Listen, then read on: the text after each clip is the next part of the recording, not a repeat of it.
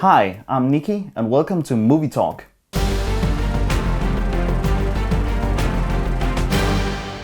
It's time to look at old obsolete video formats again. And this time I will take a look at movies released for portable video game consoles. I've been a gamer my whole life, and I've been collecting video game consoles for many years, and I have a lot of them on display. Portable video game consoles have been popular since the 1990s, when the Nintendo Game Boy hit the market. Being able to play video games on the go was a novel concept. As the consoles became better and better over the years, some companies thought it might be cool to be able to watch movies on your console, and that's what I want to talk about. But first, let me take you back to where it all started. In 1989, the Game Boy was released. The Game Boy was a huge success and sold 118 million units worldwide. I had the Game Boy 2 as a child. It had a lot of great games such as Tetris and Super Mario Land 2. But the screen on the Game Boy always bothered me. The screen didn't have colors. It was a monochromatic screen with 4 shades of green. It was hideous to look at. And the screen wasn't backlit, so you needed a lot of light to see the screen properly. It was actually best to play outside in the sun. But most of my friends didn't seem to mind the bad screen. All my friends in school owned a Game Boy. But soon after, I found out that Sega also released a portable console, only a year after the Game Boy, and this console had a backlit color screen. The console was called the Sega Game Gear. The screen was much better, and you could even play in the dark since the screen was backlit, and the TV commercials made fun of the Game Boy for being without colors. Whoa, color. Hey, there's an easier way to get color. Get a Game Gear, the full color portable with over 150 games. Even though it had a much better screen, the Game Gear never became as popular as the Game Boy. It might be because it was more bulky than the Game Boy, and it was almost twice as expensive. But I immediately sold my Game Boy and bought a Sega Game Gear instead, and I loved it. Today, the color screen isn't very impressive to look at, especially when you compare it to an iPhone screen, for example. And if you tilt the Game Gear screen, you can't see anything. But back in the days, the screen was amazing. It was certainly a lot better than the Game Boy screen. Now, the coolest part about the Game Gear was that Sega released a TV tuner accessory, so you could turn your Game Gear into a portable TV. I loved this thing, and I used it a lot. Unfortunately, the TV tuner can only receive analog TV signals, and everything today is digital, so I can't get a signal on it anymore. But the TV tuner also has an AV input, so you can connect an external video signal to it. This was another cool feature about the TV tuner. My PlayStation 3 has an analog video output, so let's try to connect it to the TV tuner. Oh my god, it actually works. The video quality is terrible, but it works. Let's try to put on a Blu-ray movie. I'm gonna put on Rogue One from 2016. I hope it works. It's playing. It actually works. This is really awesome. Its power to create problems. I can't believe I'm watching Rogue One on Blu-ray on my 27-year-old Sega Game Gear. I really can't believe it's possible. The screen resolution of the Game Gear is only 160 by 144 pixels, so it's not very impressive to look at. It's actually 90 times lower resolution than HD. When I was a child, I never used the AV input for anything. You could use the AV input to hook a VHS player to the Game Gear, for example, and watch a movie. But I only used the TV tuner on the go, and a VHS player isn't portable. If I was home anyway, I might as well just use my television. And this setup here with my PlayStation isn't portable either. The Nintendo Game Boy didn't get a TV tuner, and it wouldn't make sense with this monochromatic screen. In 1998, Nintendo introduced the Game Boy Color, and this console had a color screen. But the screen still wasn't backlit, so again you needed a lot of light to see the screen properly, which was annoying.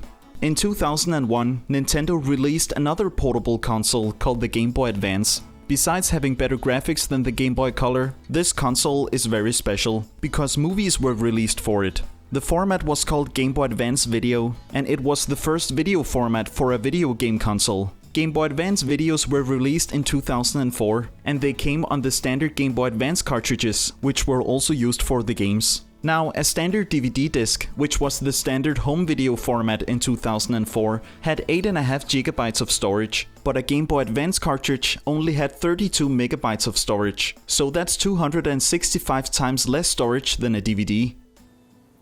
How the hell can you put video and audio into only 32 MB of storage? It seems impossible to me.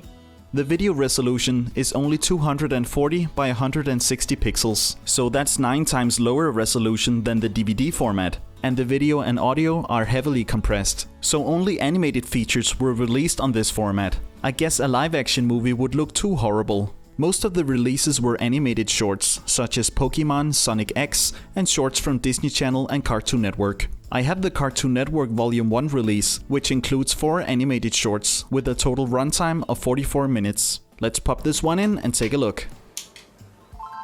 First we see the Game Boy logo, and then we see some production logos, just like with the DVD movie. And then I have to press start. Then the menu appears, where you can choose an episode. You can also select chapters. It's actually just like a DVD menu, so that's pretty cool. Let's watch the first episode called Crawling Niceness. First we get some instructions on how to control the video, and then it plays. Well, the video quality is okay for a simple animated feature like this, but I can't imagine watching Star Wars in this quality. The audio quality is terrible, and sometimes it's hard to hear what they're saying, and it's only mono sound. Let's try out the next episode called Perfect Gift. The Game Boy Advance has 2 buttons on the top on each side, which you can use to skip chapters. And it skips the chapters instantly. It doesn't load like a DVD does. You can also use the D-pad to fast forward and rewind, and the start button to pause the video. Now, the worst part about watching video on the Game Boy Advance isn't the video and audio quality, but the screen on the Game Boy itself. Because guess what? The screen still isn't backlit.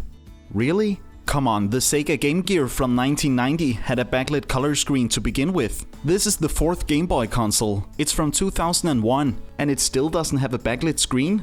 This is unbelievable. Yeah, the screen have colors, but you still need a lot of light to see anything, just like with the original Game Boy. But no matter, just grab your popcorn and a flashlight, and you're all set to watch a movie. 2 years later, in 2003, Nintendo released another Game Boy console, which was an upgraded version of the Game Boy Advance. This one was called Game Boy Advance SP, and this one finally had a backlit screen. The console has a button which turns the backlight on and off, which is a bit weird. Just in case you don't want to see anything, I guess. Why would you not always have this on? The backlight is absolutely terrible, by the way. The light is uneven and not very bright. The backlight on the Sega Game Gear was a lot better. In 2005, Nintendo released one more upgraded version of the Game Boy Advance console, called the Game Boy Micro. And this one finally had a great backlit screen. And there's no button to turn on and off the backlight. The backlight is always on. Perfect. The only problem is the size of the console. Look at this thing. Why would you want to play on such a tiny thing? Or watch video on it? It's only a 2-inch screen, so that's about 30% smaller than the screen of the last Game Boy. You can hardly see what's going on it. I should mention that the Game Boy Advance videos are also compatible with the Nintendo DS and DS Lite, which have better screens.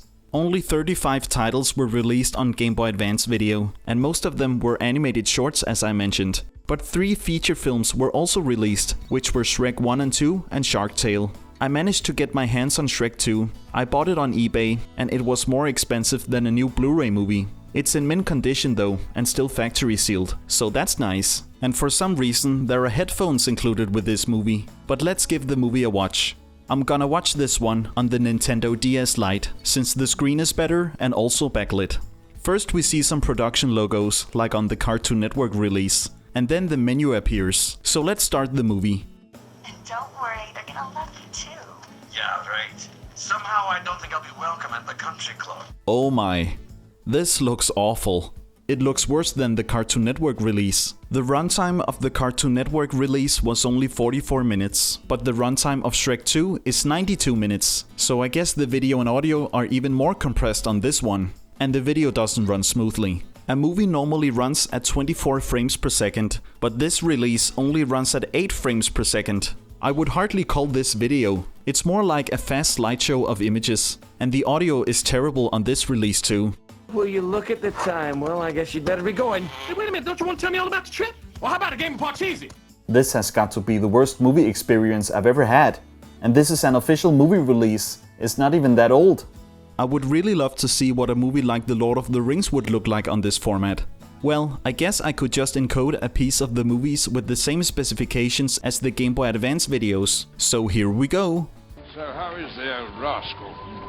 I hear it's going to be a party of special magnificence. Wow, I would hate to watch the whole trilogy like this. Let's move on to another console. In 2005, Sony introduced a portable console called the PSP. I love this console. The graphics were much better than the graphics on the Game Boy Advance, and the screen was gorgeous and also backlit. The games for the PSP came on a small optical disc called a UMD, and movies were also released on these discs for the PSP, and the format was called UMD Video. The discs could store 1.8 gigabytes, so that's enough for great video quality. And it's 56 times more storage than what a Game Boy Advance video cartridge can store. Let's put on iRobot from 2004. First I have to select the disc from the PSP menu, and then it plays. To begin with, we get anti-piracy warnings just like when you put on a DVD, which is quite annoying. All my UMD videos have warnings like this. Here it says it's forbidden to copy this UMD. Yeah. Is this really necessary? How would I copy this thing anyway? Then the menu appears. It's an animated menu, just like a DVD menu. Here you can change the language and add subtitles, and some movies even have special features included. But let's start the movie. There's not much to complain about with this format. The video quality is great, and it plays smoothly. And the audio is great too, and it's stereo sound this time. I am telling you that robot killed me, and I'm telling you that's impossible. And if it is possible, it sure as hell better be in somebody else's precinct. You can skip chapters just like on DVD, and you can use the D-pad to fast forward and rewind, just like with Game Boy Advance Video. The video resolution of UMD Video is usually 720 by 480 pixels, which is the same resolution used for DVD. But it's scaled down when displayed on the PSP, since the PSP screen resolution is only 480 by 272 pixels. But it's only a 4.3 inch screen, so the video quality still looks great. Some releases are in widescreen, and some are cropped to fit the PSP screen. The biggest complaint I have about this format is that the screen on the PSP could have been better. The screen looks great, but it has a ghosting effect when there's a lot of movement on the screen, especially if it's a dark scene, like this one from Rush Hour 2. It's quite annoying to look at, and it bothered me a lot when I bought the PSP. Another thing that bothered me about this format, which is a minor thing, was that many of my UMD videos didn't have the movie title on the disc. That's quite annoying, and makes it hard to remember what movies they are.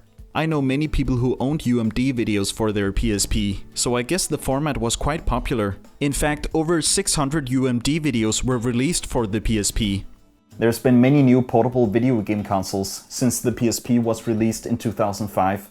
You can use streaming services such as Netflix on some of the more recent video game consoles, or put video files on them. But there hasn't been a new physical video format for any of them. And I doubt there will ever be a new one, since physical media is not very popular anymore, as I talked about in one of my previous videos.